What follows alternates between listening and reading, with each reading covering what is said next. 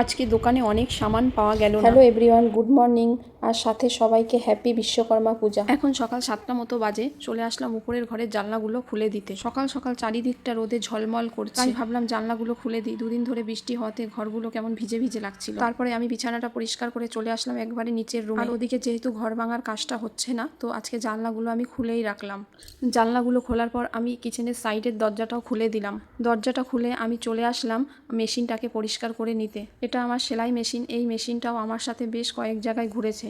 আর যখনই পোস্টিং আসতো এই মেশিনটার জন্য রিশার ড্যাডি আমাকে খুব বকতো, বলতো যে এত ভারী একটা জিনিস নিয়ে যাওয়া যায়। আমাকে অনেকবার বলেছিল যে মেশিনটা বিক্রি করে দিতে, কিন্তু আমি বিক্রি করিনি। আমার প্রায় ঘরের মোটামুটি অনেক কাজই হয়ে গেছে। এখন আমি ঠাকুরের বাসনগুলো সুন্দর করে ধুয়ে নিচ্ছি। এই বাসনগুলো যখন ধুচ্ছিলাম এত রোদ লাগছিল যে কি বলবো। এদিকে রিশাকে কিছু সামান নেওয়ার জন্য দোকানে পাঠিয়েছিলাম, তো এসে বলছে মাম্মা অনেক কিছু পাইনি, আজকে প্রায় দোকান বন্ধ। তারপর আমি আর রিশা মিলে সাইকেল, স্কুটি সব কিছু ধুয়ে নিলাম। আজকে রিশা আমাকে অনেকটাই হেল্প করেছিল। আমার স্কুটিটা ধোয়া হয়ে গেছে, তারপরে আমি গ্যারেজ রুমটা একটু ধুয়ে দিলাম, বাকিটা রিশাই ধুয়ে দিয়েছিল। আর এর মধ্যে আবার শুরু হয়ে গেল বৃষ্টি। তারপর আমি স্নান করে একদম পুজোর জন্য রেডি হয়ে গেলাম। এই যে ইয়েলো কালারের কুশানটা দেখছো, এরকম আমি যখন প্রথমবার পোস্টিং গেছিলাম অনেক বানিয়েছি, কিন্তু এখন আর এগুলো দেখাই যায় না। এখন কোয়ার্টারে গেলে শুধু দেখতে পাবে যে সবাই ফোন নিয়েই ব্যস্ত।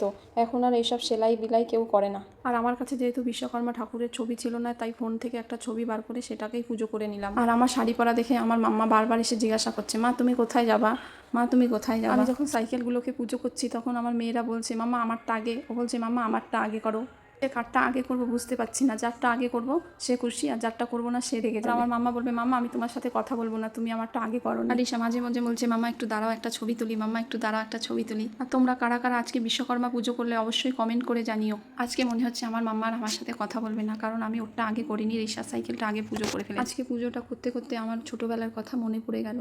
আমার বাবুর যখন হার্ডওয়ার্সের দোকান ছিল, তো এই বিশ্বকর্মা পূজার আগে 2 দিন আগে থেকে পরিষ্কার করতে হতো। চলো গল্প করতে করতে আমার পুজো করাও প্রায় শেষ হয়ে গেল, এবার ভেতরে যাই।